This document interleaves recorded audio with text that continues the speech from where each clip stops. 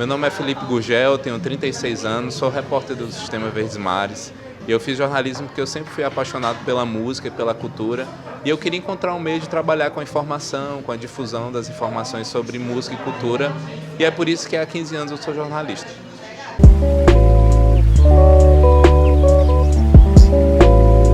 Certo.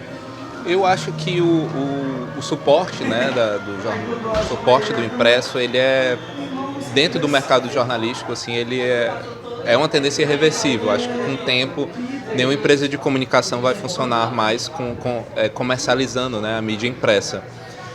Mas a preocupação que eu tenho é que a linguagem do jornalismo impresso se mantenha, né, que ela possa sobreviver diante disso tudo, mesmo que o conteúdo que a gente faz dentro do jornal impresso, ele tem lugar em outros suportes, em outras mídias, né? A gente não precisa matar a linguagem do jornalismo impresso. Ele pode ser realocado, digamos assim, para as mídias digitais de uma certa forma, né? Porque sempre se trabalhou dentro do jornal impresso um jornalismo mais denso, mais reflexivo, que precisa de mais fôlego de apuração. Então, eu acho que isso não precisa morrer, embora eu acho que a tendência do mercado das mídias de comunicação é não trabalhar mais com impresso. E nesse sentido, em termos mercadológicos, assim, eu não tenho nada o que lamentar, porque até não sou o dono do jornal.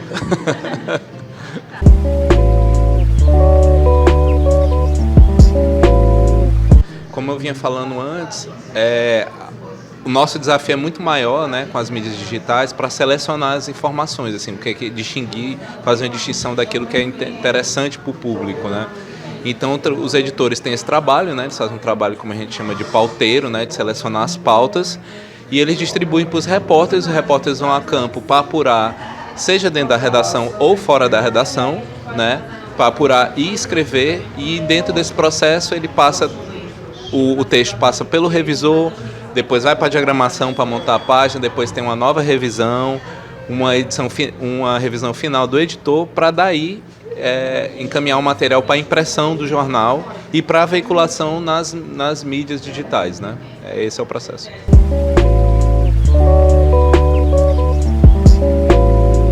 A apuração das notícias ocorre de diversas formas, né? A gente hoje em dia tem o recurso de trabalhar com as mídias digitais, com o WhatsApp, com o Facebook. É válido também se principalmente se por conta do tempo da pauta você não tiver como encontrar as pessoas pessoalmente, mas eu sempre defendo, até porque eu sou da escola do impresso, que rende muito mais quando você encontra as pessoas, quando você tem o tempo de encontrá-las, como vocês estão fazendo aqui, e de poder trocar ideia com as pessoas pessoalmente, porque você tem a oportunidade de dialogar mais, né? Você tem a oportunidade de questionar aquela fonte de uma maneira que através do e-mail ou do WhatsApp você não tem, né? Mas às vezes é o jeito até pela urgência da matéria, você fazer uma ligação para uma fonte e ela responder por causa da urgência, se a pauta for pro site, por exemplo, né? Para as mídias digitais ela tem que ser veiculada rápido e às vezes você não tem o tempo, né, de fazer o deslocamento. Então ocorre dessas diversas formas, né?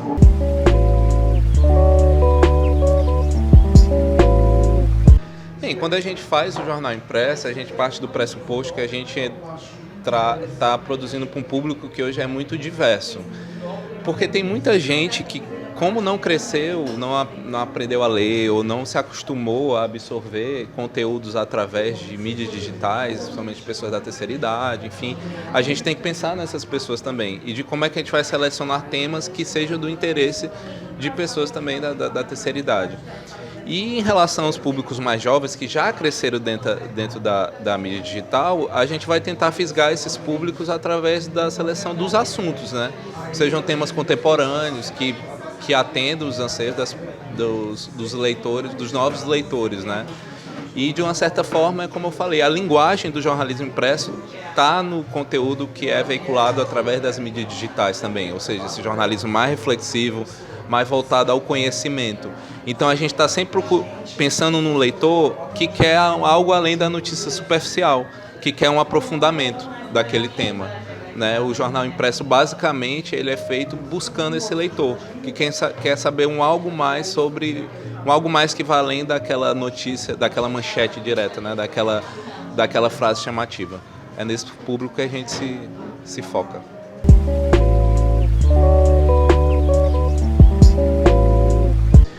Bem, isso não afeta diretamente a nossa rotina, porque o jornalista tendo um mínimo de ética na profissão, ele não vai ser pautado por isso, assim, ele não vai produzir dessa forma, né? A questão das fake news, o que a gente lamenta é que acaba causando uma confusão muito grande entre os leitores. E o nosso trabalho, por exemplo, o Sistema Verdes Mares, o Diário Nordeste, por exemplo, é um jornal de 38 anos de história. Então já vem produzindo informação desde aí, com jornalistas formados, jornalistas diplomados, com profissionais realmente de informação, de veiculação de informação, como vocês estão agora se formando. Então, assim, a nossa preocupação é que haja sempre pessoas com compromisso ético de produzir informação com a mínima veracidade. É normal que você veicule no jornal versões sobre os fatos, porque ninguém tem a verdade absoluta. A gente publica recortes sobre os fatos, mas que aquilo seja apurado, que aquilo tenha um mínimo de sentido, né? Então, o que eu lamento, eu só tenho que lamentar das fake news, que causam enorme confusão no leitor e acaba colocando no mesmo balaio, assim, na mesma confusão, os veículos de informação que são sérios.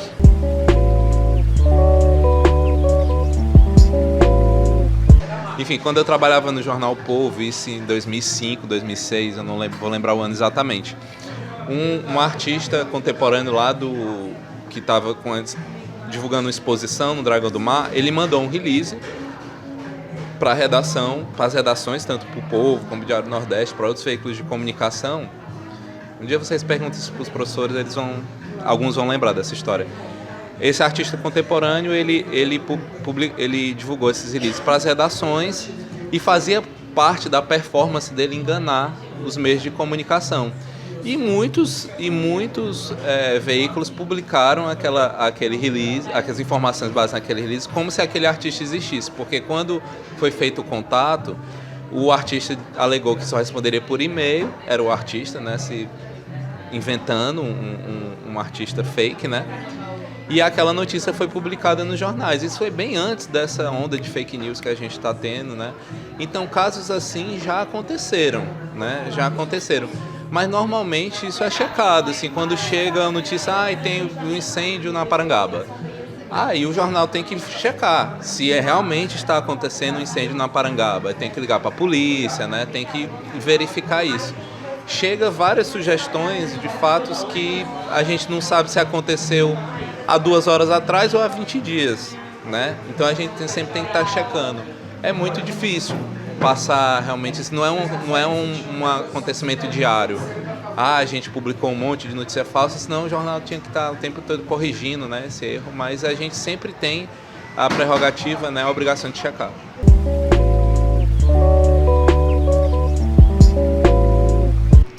O jornal, ele é um veículo de poder, né? Informação é poder, né?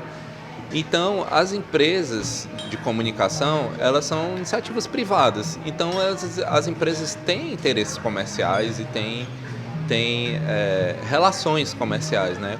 Com outras empresas maiores, com o poder público, governo, prefeitura, enfim. Então, assim, o que acontece, e isso não chega diretamente assim, nos repórteres e nos editores, que são a base ali da produção da notícia, com frequência, mas o que acontece é que às vezes algumas pautas podem não ser do interesse comercial da empresa. E isso acontece muito. Assim, eu não saberia citar um caso em específico agora, assim, mas isso acontece bastante mas normalmente é uma conversa de empresários. Isso se dá no âmbito de, tipo, por exemplo, de alguma coordenadoria da prefeitura, em contato com a direção do jornal. E isso não é passado para os repórteres diretamente, porque os repórteres mais recebem as pautas, até quando a gente não tem autonomia total para se pautar. A gente sugere algumas pautas que queremos fazer, mas isso vai entrar ou não na pauta do jornal.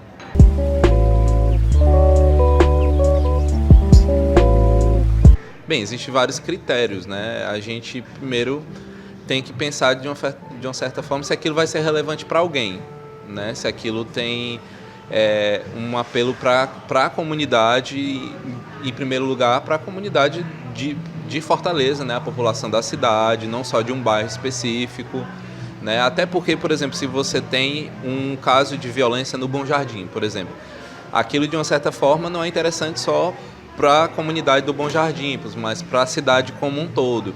Então, assim, o Diário do Nordeste, no caso especificamente o jornal que eu trabalho, ele trabalha com critério de noticiabilidade, primeiro, em relação à cidade. O que pode ser interessante para toda a população de Fortaleza, né?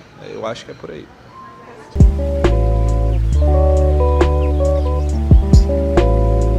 A cultura sempre. A cultura porque foi a área onde eu me formei, onde eu comecei. Eu comecei no Vida e Arte do Jornal Povo, eu sou músico também, então eu sempre tive uma afinidade com a área de cultura e é uma área que ela exige muito conhecimento. Algumas pessoas que cobrem política, polícia, cidades, cobrem o hard news, como chama, às vezes acham um trabalho mais fácil, mas ele não é um trabalho mais fácil, porque você precisa ter muita sensibilidade para lidar com essa área, assim como precisa ter sensibilidade para lidar com a cobertura de saúde também, por exemplo. Então, eu sempre trabalhei nessa área, fiz a minha formação toda nessa área, a pós-graduação é nessa área, então eu sempre priorizei a parte da cultura e eu acho que é uma cobertura que equilibra muito o noticiário. Porque enquanto você já deve ter ouvido essa expressão, os jornais hoje em dia são muito espreme que sai sangue, é muito crime, é muita desgraça, muita morte. As manchetes puxam muito por isso. A cultura dá uma equilibrada nisso. Os cadernos de cultura, o conteúdo sobre cultura dá uma equilibrada, mostrando que nem tudo tá o caos completo.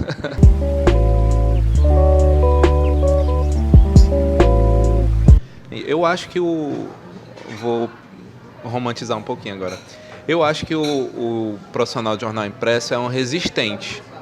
É um resistente, porque hoje em dia as pessoas estão muito entusiasmadas pela tecnologia. E eu lembro de uma frase que eu apurei com o diretor do Museu da República do Rio de Janeiro, o Mário Chagas, que ele fala assim: a tecnologia em si, ela só reproduz padrões de ser. A novidade está nas relações, no relacionamento. E não é sendo nenhum saudosista, não é que eu queria que as coisas fossem como no passado. Mas, assim, existe no princípio de se fazer o jornal impresso, com reflexão, uma preocupação em como aquilo vai afetar profundamente as pessoas, né? Quando você busca um leitor que está um pouco mais interessado em saber das coisas além da superfície, você está querendo tocar as pessoas por dentro, assim, envolver as pessoas por dentro. Então a gente é meio romântico ainda com isso, a gente é meio resistente em relação a esse movimento todo do digital, de estar consumindo informações em quantidade, as pessoas querendo ter opinião sobre tudo e muitas vezes sem querer embasar a opinião. Eu acho que o jornal impresso é o lugar onde as pessoas podem sim, de uma certa forma, embasar a sua opinião e se tiver mais interesse naquele assunto, vai para um livro, vai para alguma outra fonte de pesquisa ainda mais aprofundada. Então a gente faz um papel de mediação que é entre essa superficialidade e a profundidade, porque eu não vou ser pretensioso de dizer que a gente tem o mesmo papel de um escritor, de um pesquisador que pesquisou com fôlego um determinado assunto. Nós não temos, até porque a gente produz numa velocidade razoável também. Mas a gente tem um papel de mediação muito importante ainda para a propagação do conhecimento. E a gente vê, principalmente na política hoje em dia, sim, um cenário de absurdo, de exaltação da ignorância, da burrice. E o jornal impresso e o fôlego dos jornalistas impressos ainda é importante para que a gente garanta que o conhecimento tem espaço entre nós.